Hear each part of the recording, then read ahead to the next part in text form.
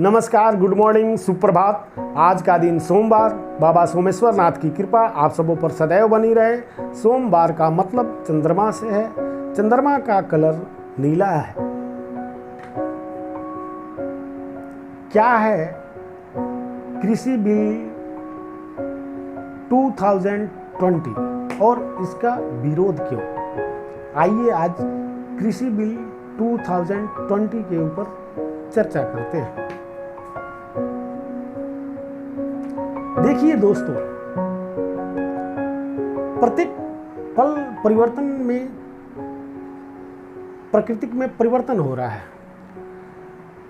हमारा देश भारतवर्ष जो 80% कृषि पर आधारित देश है, हम सिर्फ किसान अथवा अन्नदाता कहते हैं। अन्नदाता का अर्थ सही मायने में सभी को पता है, लेकिन लगता है ये व्यवहारिक तौर पे कह देने से ही उसकी बड़प्पन हो जाती है किसान की। जैसे हम उसे अन्नदाता कह दिए तो किसान को मान लो कि कोई बड़ा ओहदा मिल गया। जी ऐसा कुछ नहीं। अन्नदाता, दाता तो वही देवता को दाता कहते हैं, और अन्न देने वाला दाता जो है वो देवता से कम नहीं है। वो तो किसान हमारे देवता हैं, देवता थे और देवता रहेंगे। अब बातें सरकारों की हैं। सरकारें जो आती हैं अपने वोट बैंक के राजनीति के सिवाय कुछ नहीं करना चाहती। विकास की जो गति है वो इतनी धीमी और मध्यम होती है कि हम एक छोटे से छोटे चीज को जानने में अथवा उसको विकसित करने में एक लंबा समय गुजर जाता है, जो अन्य देशों की अपेक्षा काफी ज्यादा है। तो दोस्तों, कृषि बिल 2020 एक्चुअली में 5 जून को भारत सरकार ने एक अध्यादेश लाई थी, ये कृषि बिल 2020। अब अध्यादेश क्या है? तो दोस्तों, अध्यादेश मतलब जब संसद सत्र नहीं चल रहा हो और सरकार को लगे कि ये कोई कानून लाना आवश्यक है जो जनता के भलाई के लिए है, तो अध्यादेश लाती है और उसको कानून का शक्ल दिया जाता है। और ध्यान रहे, अध्यादेश सिर्फ 6 महीनों तक ही वैलिड रहता है। अध्यादेश जिस बिल को अध्यादेश के जरिए लाया गया है वो 6 महीनों तक ही सिर्फ वैलिड होता है। इन 6 महीनों के भीतर में ही आपको संसद और राज्यसभा से पास करवाना होता है। जब ये विधेयक वहाँ से पास हो जाती हैं राज्यसभा से, तब राष्ट्रपति जी के हस्ताक्षर होते हैं। राष्ट्रपति जी के हस्ताक्षर के बाद बिल कानून का शक्ल ले लेती है।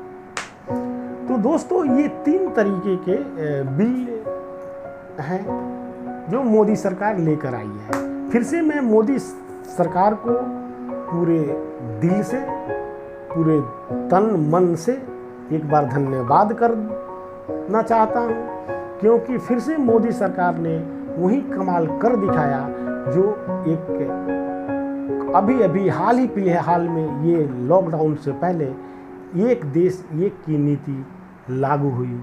उसी तरह से मोदी सरकार की ये बेहतरीन पॉलिसी, एक बाजार एक देश एक बाजार की नीति लागू हुई, जो कल राज्यसभा से भी पारित हो चुकी है। अब ये राष्ट्रपति जी के हस्ताक्षर के बाद कानून का रूप ले लेगी, जो इसकी जरूरत काफी वर्षों से थी।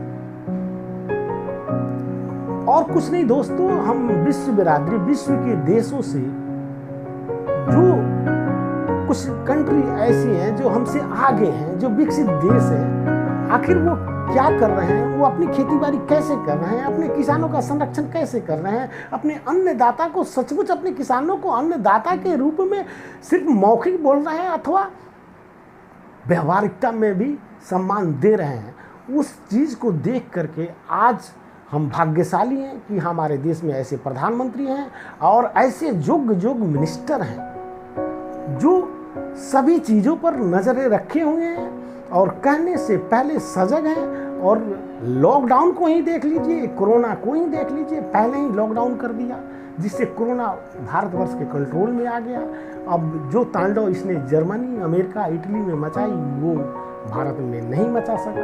ये भी एक पॉलिसी है। ये हमारे मंत्रियों और प्रधानमंत्री जी की विशेष रूप से सजगता का कारण ही हम इसको रोकने में सफल हुए हैं 80-90% तक, और 10% समय के अंतराल के बाद स्वतः खत्म हो जाएगा और हमारी जय जय होगी। तो दोस्तों, ये कृषि नीति, कृषि बिल 2020 का मैं स्वागत करता हूँ, जो बहुत पहले होने चाहिए था, ये लेट से हो रहे हैं। आइए मैं विस्तार से बताता हूँ कि तीनों कृषि बिल हैं क्या।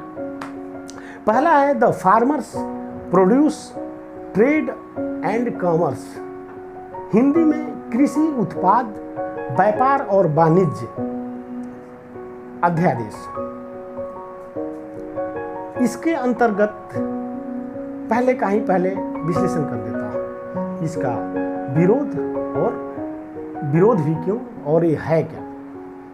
The farmers produce trade and commerce, कृषि उत्पाद व्यापार और वाणिज्य अध्यादेश लाया गया है, जिसमें किसान पहले अपने उत्पादों को जो पैदा करते थे, अपने उत्पादों को अपने राज्यों के मंडियों में बेचते थे, जिस एपीएमसी, जिसमें जो मंडियां हैं सरकार के द्वारा संचालित, राज्य सरकारों के द्वारा जो संचालित एपीएमसी मंडियां हैं, उनमें वो बेचते थे और वहाँ पे उन मंडियों में कुछ टैक्स देने पड़ते थे। अब आइए पंजाब का मैं उदाहरण लूँ, क्योंकि मैं पंजाब से हैं श्रीमती हरसिमरत कौर जी, जो मोदी सरकार में केंद्रीय मंत्री थी फूड प्रोसेसिंग की, जिन्होंने इस बिल के विरोध में इस्तीफा दे दिया है और पंजाब में इसका ज़्यादा हो हल्ला है।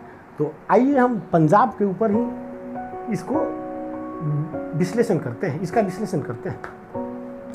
एक्चुअली में पंजाब को ले लीजिए। पंजाब के एपीएमसी जो मंडियां हैं, वहाँ 8.5% टैक्सेस लगते हैं इन कृषकों के, इन अन्नदाताओं के। जब अपने उत्पाद को बेचने अपने राज्य सरकार, मतलब पंजाब के राज्य सरकार के एपीएमसी मंडी में जाते हैं, तो इन्हें 8.5%, 8.5% कर चुकाने पड़ते हैं, जिसमें 2.5% तो बिचवलिए के होते हैं, बाकी 3% मार्केटिंग का और मतलब इस तरह से 8.5%, 3 तरीके का टैक्स लगते हैं, और रूरल एरिया डेवलपमेंट का इस तरह से वो 8.5% टैक्स लेते हैं। अब चक्कर है कि वहाँ एक बड़ी लॉबी है बिचवलिए और गवर्नमेंट और बाकी लोगों का, किसानों से। तो इसमें ये एक चीज़ और ये की गई, और दूसरी सुविधा ये की गई है कि आप ये एपीएमसी मंडी में नहीं बेच के, उस राज्य में नहीं बेच के, आप देश के किसी भी कोने में बेच सकते हैं और उस पर आपकी राज्य सरकार का कोई टैक्स नहीं लगेगा। ठीक है, तो ये पहला कृषि लॉ है, ये पहला कृषि बिल 2020 का है। The farmers produce trade and commerce, कृषि उत्पाद व्यापार और वाणिज्य अध्यादेश, जो किसानों को अपने उपज को, अपने उत्पादों को एपीएमसी में नहीं भी बेचे तो देश के किसी कोना में बेच सकती है, कहीं भी बेचे, उन्हें राज्य सरकारों को टैक्स नहीं देना पड़ेगा। इस तरह से किसानों को आज़ादी मिलेगी, किसानों को फ्रीडम मिलेगा, अन्नदाताओं आज़ाद होंगे, वो किसी भी आपके नियम में बंधे नहीं होंगे, उनको उचित मूल्य मिलेगा। ये सरकार का भी कहना है और मुझे भी लगता है। और विरोध क्यों? तो जो इसमें बिचवलिए हैं, जैसे पंजाब राज्य की मैंने बात की आपको, 2.5% बिचवलिए दलाल ही खा जाते हैं, तो उन दलालों की छुट्टी हो जाएगी और एपीएमसी मंडी इस तरह से ख़त्म हो जाएगा। ये सरकारों को भी डर है, जो एक फोकट में जो एक अर्निंग का स्रोत था ये भ्रष्टाचारियों का, वो ख़त्म हो जाएगा। तो इसलिए विरोध हो रहा है। अब आइए दूसरा लॉ क्या है, the farmers empowerment and protection ordinance 2020। कृषक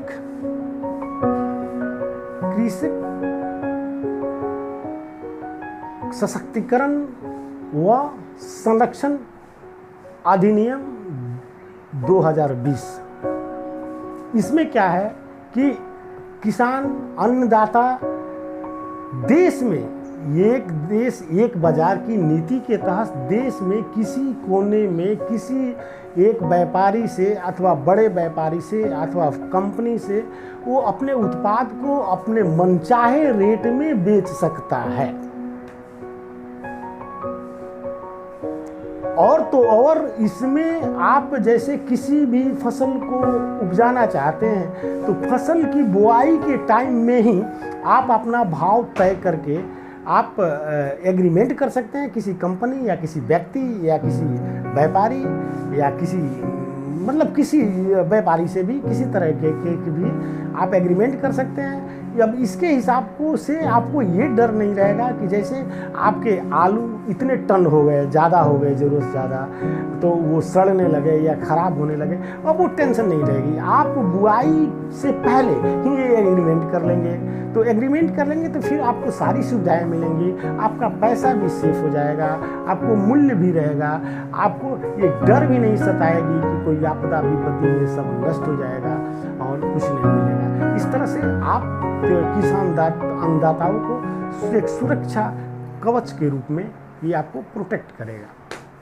तीसरा, द एसेंशियल कमोडिटीज, आवश्यक वस्तु विधेयक संशोधन 1955 में लाया गया था, जिसमें तय की गई थी कि कुछ आवश्यक वस्तुएं हैं जिसकी एक स्टोर की भंडारण की सीमा तय की गई थी, जिसमें संशोधन की बात की जा रही है। और इसमें जैसे खाद्यान्न, दाल दलहन इत्यादि, इन से खाद्यान्न जो वस्तुएं हैं वो आवश्यक वस्तुओं से बाहर की जाएगी। तब एक इसकी भंडारण की जो स्थिति है वो तय सीमा से नहीं रहेगी, मतलब ये तय नहीं रहेगी, लिमिटेशन में नहीं रहेगी, लिमिट नहीं रहेगी, आप जितना चाहो उतना भंडारण कर सकते हैं। तो इसका विरोध हो रहा है कि कोई औने पौने दाम में कोई व्यापारी खरीद ले और स्टोर कर दे और ऊंचे दामों पर दाम उसका जब बढ़ जाए तो बेचे। इस तरह का एक शंका का पॉइंट है, इसके वजह से विरोध हो रहा है। तो चूंकि विरोध छोटे छोटे राज्यों में क्या मतलब बहुत कम राज्यों में, जैसे पंजाब में ज़्यादा हुआ, हरियाणा में हल्का फुल्का हुआ, तेलंगाना में भी हुआ, कुछ कुछ राज्यों में हुए, छिटपुट विरोध हुए, विरोध में कोई दम नहीं है। और किसानों को, अन्नदाताओं के उत्थान के लिए ये सरकार को विधेयक लाना बहुत ज़रूरी था। धन्य है मोदी सरकार और भारतीय प्रधानमंत्री श्रीमान नरेंद्र मोदी जी, जिन्होंने अरसे से हम भारतीयों की मांग को पूरा किया है। ये कृषि बिल 2020 को पास करके हम लोगों को एक कानून के रूप में एक उपहार दिया है, जिससे हम अन्नदाताओं के जीवन में मूलभूत परिवर्तन होगा। तो दोस्तों, आज के लिए बस इतना ही। कल तक के लिए मुझे फिर से दीजिए इजाज़त। धन्यवाद।